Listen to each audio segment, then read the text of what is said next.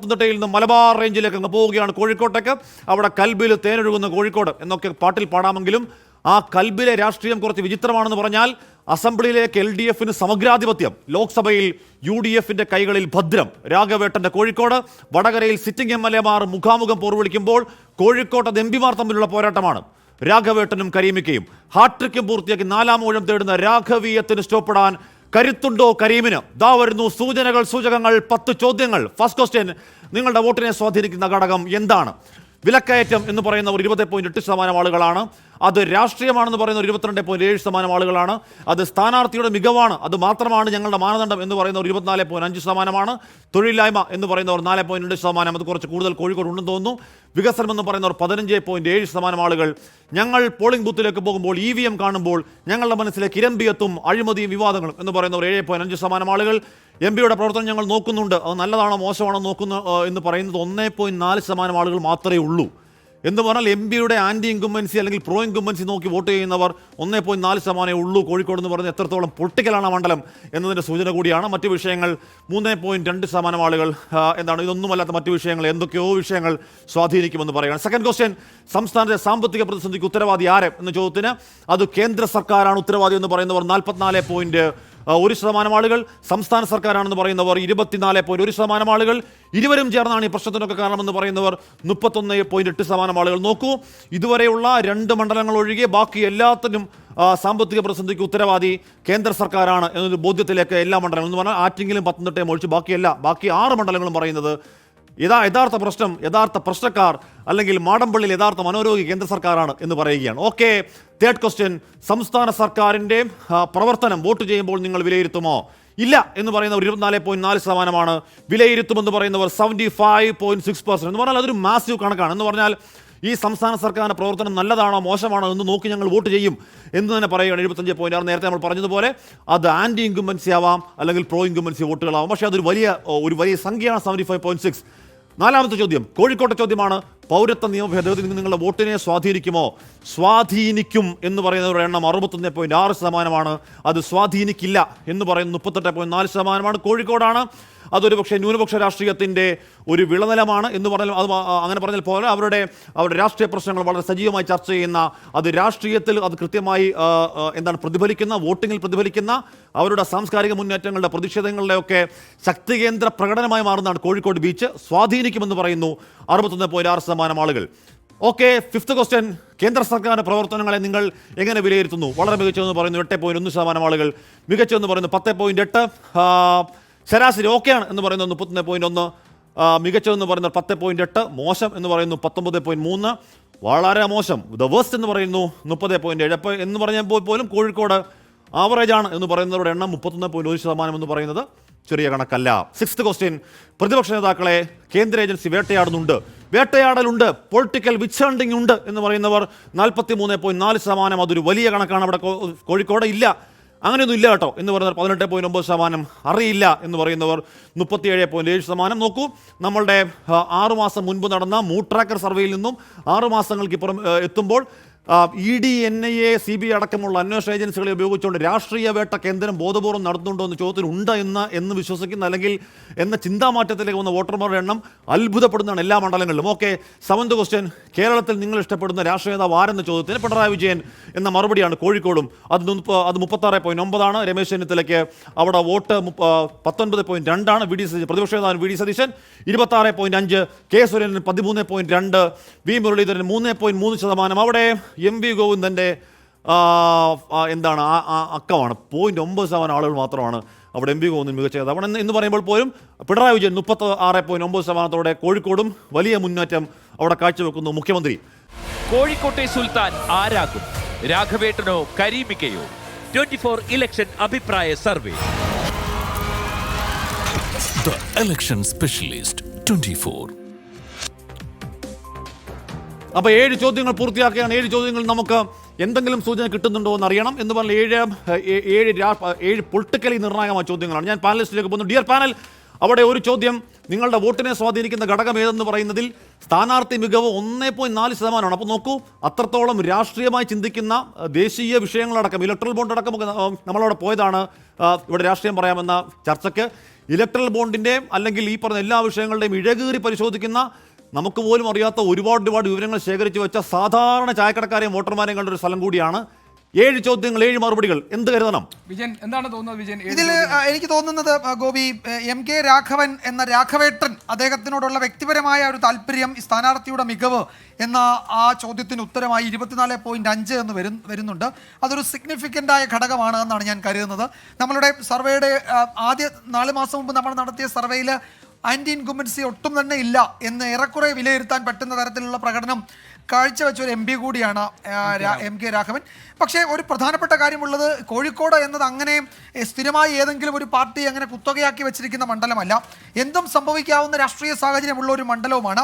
അത് MK രാഘവൻ എന്ന ഒരു നേതാവിൻ്റെ മെയ്വഴക്കത്തിൻ്റെ അടിസ്ഥാനത്തിൽ ആ മണ്ഡലം ഇങ്ങനെ UDF നിലനിർത്തി പോരുന്നതാണ് എന്നതാണ് ആ മണ്ഡലത്തെപ്പറ്റി നമ്മൾ പഠിക്കുമ്പോൾ മനസ്സിലാക്കാൻ കഴിയുന്നത്.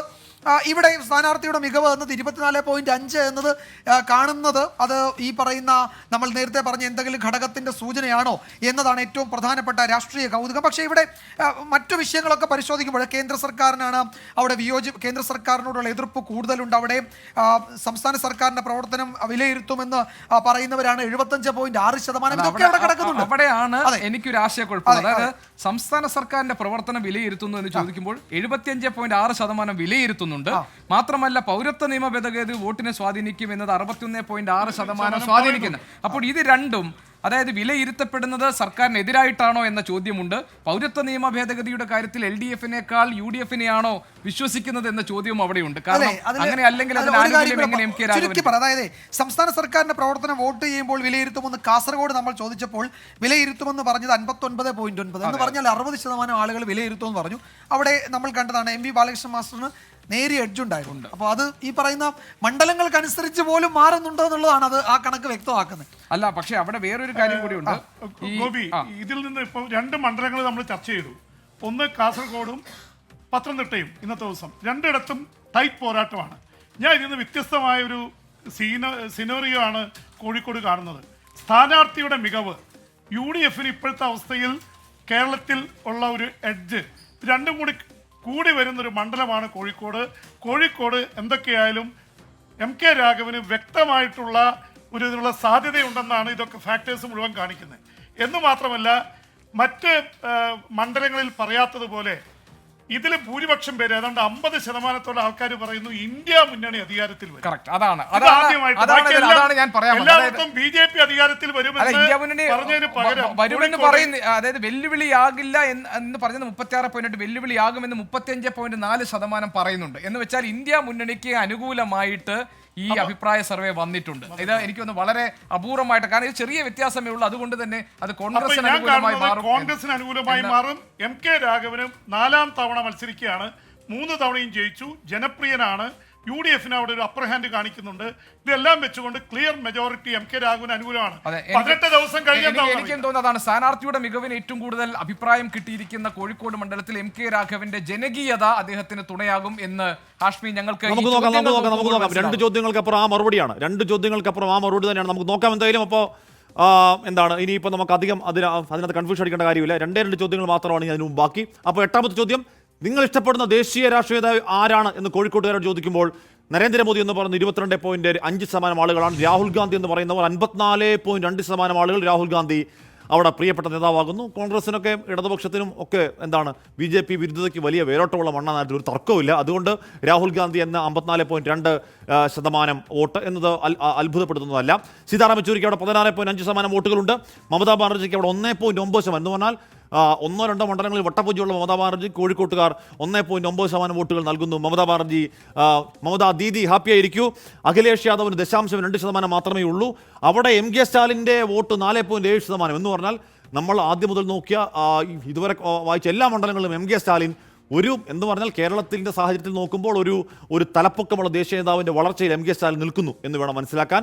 അപ്പോൾ സ്റ്റാലിൻ തലവരെ വാഴുക എന്ന് സ്റ്റാലിനോട് കൂടി പറയുകയാണ്. ഓക്കെ, ഇനി ഒന്നാമത്തെ ചോദ്യം, ഇന്ത്യ മുന്നണി കേന്ദ്രത്തിൽ BJPക്ക് വെല്ലുവിളിയാകുമോ എന്ന ചോദ്യത്തിന് വെല്ലുവിളിയാകും എന്ന് പറയുന്നവർ 35.4 വെല്ലുവിളിയാകില്ല എന്ന് പറയുന്നവർ 36.8%. നേരത്തെ നമ്മുടെ പാനലിസ്റ്റുകൾ പറഞ്ഞിരുന്നു വെല്ലുവിളിയാകില്ലെന്ന് പറയുന്നത് 36.8%, അക്കാര്യത്തിൽ നിലപാടില്ല എന്ന് പറയുന്നവർ 27.8%, വെല്ലുവിളിയാകില്ല എന്ന് പറയുന്നവരും ആകുമെന്ന് ഏകദേശം 1% വ്യത്യാസം മാത്രമേ ഉള്ളൂ. എനിക്ക് തോന്നുന്നു അപൂർവ മണ്ഡലങ്ങൾ മാത്രമേ അങ്ങനെ അങ്ങനെ ഒരു നേരിയ രീതിയിൽ ഇന്ത്യ മുന്നണിക്കൊപ്പം നിൽക്കുന്നുള്ളൂ. അതിലൊന്ന് കോഴിക്കോടാണ്. ഓക്കെ, 10ാമത്തെ ചോദ്യം, രാജ്യമാര് ഭരിക്കും എന്ന ചോദ്യത്തിന് പക്ഷേ NDA എന്ന് പറയുന്നത് 32.3, ഇന്ത്യ സഖ്യം എന്ന് പറയുന്നവർ 48.6. എനിക്ക് തോന്നുന്നു നമ്മൾ നോക്കിയ മണ്ഡലങ്ങൾ ഇതാദ്യമായി ഇന്ത്യ മുന്നണി അധികാരത്തിലേക്ക് എത്തുമെന്ന് കോൺഫിഡൻസോടെ, എന്ന് പറഞ്ഞാൽ അത് നേരിയ മാർജിനൊന്നുമല്ല, അത്യാവശ്യം നല്ല മാർജിനിൽ ഇന്ത്യ മുന്നണി അധികാരത്തിലേക്ക് എത്തും എന്ന് പറയുന്നത് കോഴിക്കോടാണ്. നോ കമൻസ് എന്ന് പറയുന്നത് 17.5. അപ്പോൾ ഇന്ത്യ മുന്നണി അധികാരത്തിലേക്ക് എത്തുമെന്ന് കോഴിക്കോട്ടിലെ വോട്ടർമാർ, നമ്മുടെ സർവേയിൽ പങ്കെടുത്ത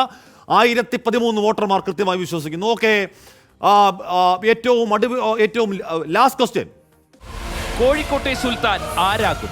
രാഘവേട്ടനോ കരീമിക്കയോ? 24 ഇലക്ഷൻ അഭിപ്രായ സർവേ. The Election Specialist 24. അപ്പോൾ കോഴിക്കോട്ടെ ദ മോസ്റ്റ് സർപ്രൈസിംഗ് അവൈറ്റിംഗ് ചോദ്യം, ഈ മണ്ഡലത്തിൽ ആര് വിജയിക്കുമെന്നാണ് നിങ്ങൾ കരുതുന്നത്? കോഴിക്കോട്ടെ വോട്ടർമാർ പറയുന്നു MK രാഘവൻ 44.1%, എളമനം കരീം 39.5%, NDA മുന്നണിയുടെ MD രമേശ് 15.8%, മറ്റുള്ളവർ ദശാംശമാർ. ഒരിക്കൽ കൂടി MK Raghavan MP, sitting MP, ഒരിക്കൽ കൂടി 3ാം ഊഴം പൂർത്തിയാക്കി, ഹാട്രിക്കും പൂർത്തിയാക്കി 4ാം ഊഴം 44.1% ആളുകൾ വിശ്വസിക്കുന്നു അവരുടെ രാഘവേട്ടൻ വിജയിക്കും. എളമനം കരീം 39.5%, MD രമേശ് 15.8% വോട്ടുകൾ, മറ്റുള്ളവർ 0.6%. അപ്പോൾ അവിടെ MK രാഘവന്, എന്നാൽ അപ്പോൾ ഇക്കുറിയും MK രാഘവൻ എന്ന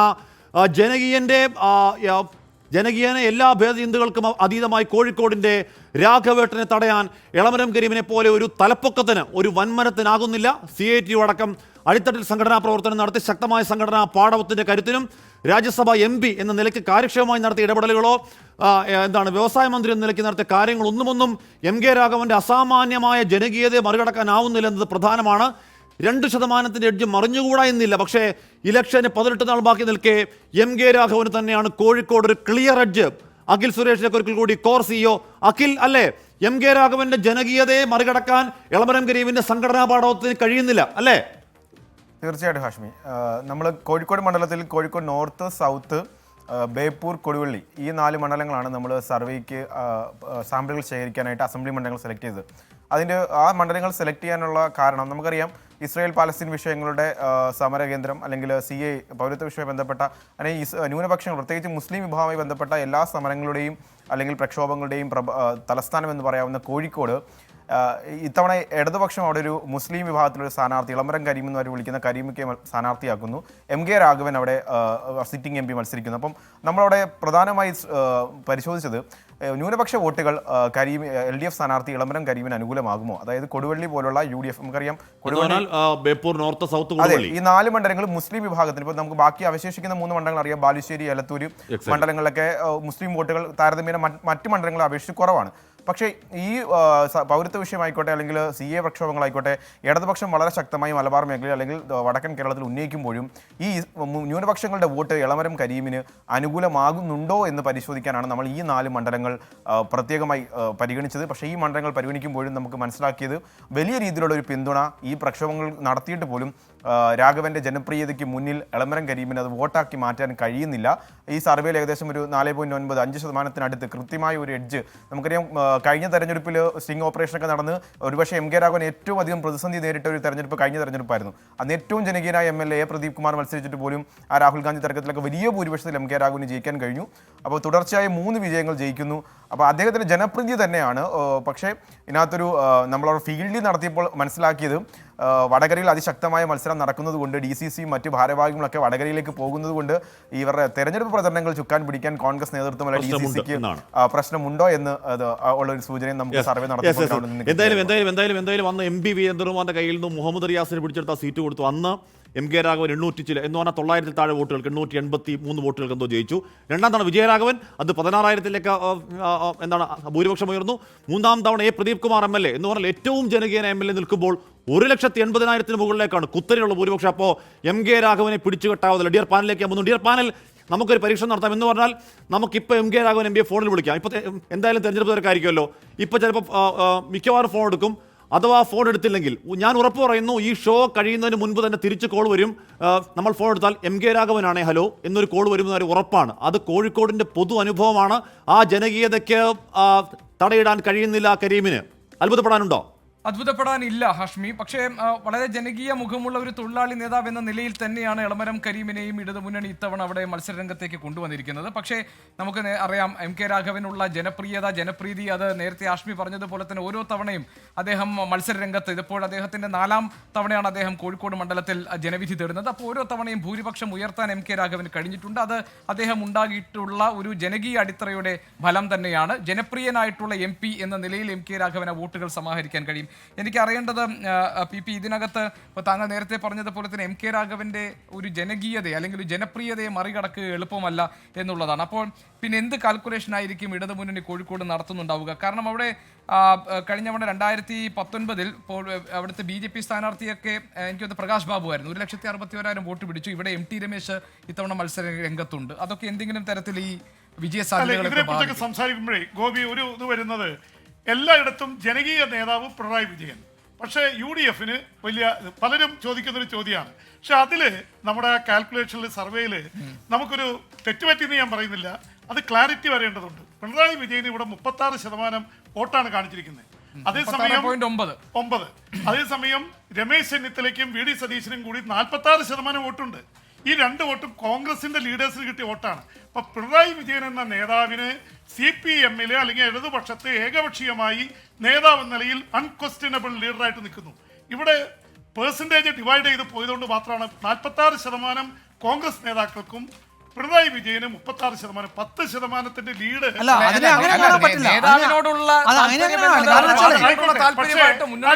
പക്ഷേ ഒരു ചോദ്യം, പിണറായി വിജയൻ ഏറ്റവും കൂടുതൽ പിന്തുണ കിട്ടുന്നത് കൊണ്ട് അവിടെ LDF-നല്ലേ പിന്തുണ കൂടേണ്ടത് എന്നൊരു ചോദ്യം പലരും ചോദിക്കുന്നുണ്ട്. അതുകൊണ്ടാണ് ഞാൻ രാഷ്ട്രീയ, അതായത് ഏറ്റവും പ്രിയപ്പെട്ട നേതാവ് ആയി ഇത് ഡിവൈഡ് ചെയ്ത് കൊടുക്കുമ്പോ സ്വാഭാവികമായിട്ടും 2 പേര് കോൺഗ്രസിന്റെ 46%.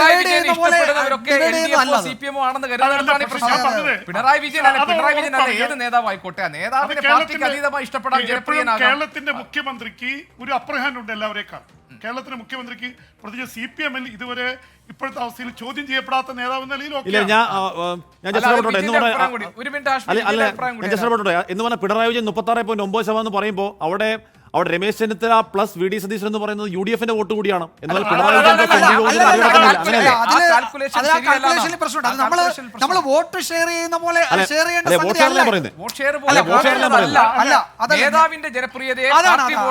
കാണരുത്. അത് CPM-ഓ കോൺഗ്രസ് BJP എന്ന മട്ടിൽ കാണേണ്ടതല്ല. ഇത് കോമൺ പീപ്പിൾ ഒരു നേതാവിനെ ഇഷ്ടപ്പെടുകയാണ്. അവിടെ UDF അല്ലല്ല, ഇത് കോൺഗ്രസിൽ A ഗ്രൂപ്പും I ഗ്രൂപ്പും ഇവിടെ AK ആന്റണിക്കും K കരുണാകരനും വോട്ടുണ്ടായിരുന്നു. അത് 2 കൂടെ ചേർക്കുമ്പോൾ എല്ലാ തവണ UDF അധികാരത്തിലില്ല.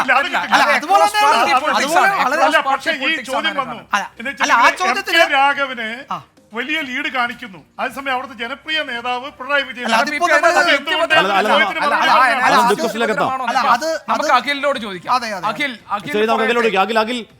ഇത് ആദ്യം മുതലുള്ള സംശയമാണ്. എന്ന് പറഞ്ഞാൽ നമ്മുടെ ബിഗ് ക്വസ്റ്റൻ അത് തന്നെയായിരുന്നു. അതിന്റെ ക്രൂഷ്യൽ ഉത്തരത്തിലേക്ക് നമ്മൾ വരാനിരിക്കുന്നു. എങ്കിൽ കൂടിയും നമ്മുടെ പാനലിൽ അത്രയൊരു തർക്കം ഉയർന്ന സാഹചര്യത്തിൽ എങ്ങനെയാണ് പിണറായി വിജയൻ എന്ന് പറയുന്ന നേതാവിന് ഇപ്പോൾ ഇത് ഇഷ്ടപ്പെടുന്ന, ഹൃദയത്തോട് ചേർക്കുന്ന നേതാവ് എന്നുള്ള നിലയ്ക്കാണോ, അതോ ഒരു പ്രോമിനന്റ് നേതാവ് എന്ന് പറഞ്ഞാൽ ഒരു തലപ്പൊക്കമുള്ള നേതാവ് എന്നുള്ള നിലയ്ക്കാണോ പിണറായി വിജയന്റെ പേരിന് ഒട്ടുമിക്ക എല്ലാ മണ്ഡലങ്ങളിലും ഏറ്റവും കൂടുതൽ ആളുകൾ നോട്ടീസ് ചെയ്യുന്ന നേതാവ് എന്ന കോളത്തിലേക്ക് പിണറായി വിജയൻ 1ാം സ്ഥാനത്ത് വരുന്നെങ്കിൽ?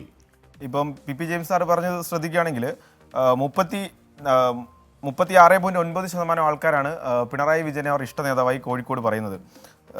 എളമരം കരീമിന് 39.5% വോട്ടേ കിട്ടുന്നുള്ളൂ.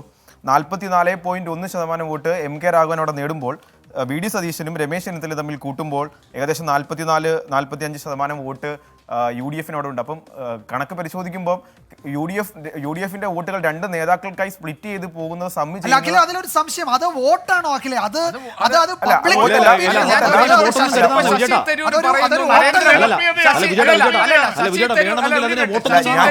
ഞാൻ സൂചിപ്പിച്ചത്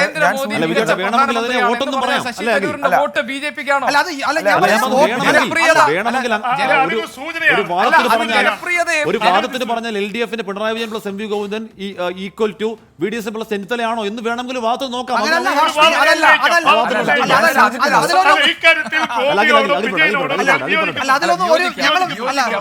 അല്ല, എന്റെ വിയോജിപ്പ് ഞാൻ ഒന്ന് വ്യക്തമാക്കിക്കോട്ടെ. അതായത് ഞാൻ പറയുന്നത് അതിൽ UDF, CPM, BJP എന്ന് കാണേണ്ടതുണ്ടോ എന്നുള്ളതാണ് എന്റെ ചോദ്യം. അതായത് പിണറായി വിജയൻ എന്ന് പറയുമ്പോൾ പിണറായി വിജയൻ എന്ന ഒരു നേതാവിനോടുള്ള ഇഷ്ടം എന്ന് പറയുന്നത് അത് കേവലം LDF, UDF, BJP എന്ന മട്ടിൽ കാണേണ്ടതാണോ കോഴിക്കോട്ടെ? ഈ നേതാക്കളെ കാണുന്നത് എന്നുള്ളതാണ് പറഞ്ഞത്. ഇതുവരെ നമ്മൾ നോക്കിയിട്ടുള്ള മണ്ഡലങ്ങൾ വെച്ച് നോക്കുമ്പോൾ എല്ലായിടത്തും പിണറായി വിജയൻ ഏറ്റവും നമ്മൾ അതിലേക്ക് തന്നെയാണ്. അപ്പൊ എനിക്ക് തോന്നുന്നു ആ സമയത്ത് അതിൽ കൂടുതൽ ചർച്ച എന്തായാലും വേണ്ടി വരും. ഈ ചോദ്യങ്ങളൊക്കെ അതിലേക്ക് വരാമെന്ന് കരുതുന്നു. ഓക്കെ, ശരി.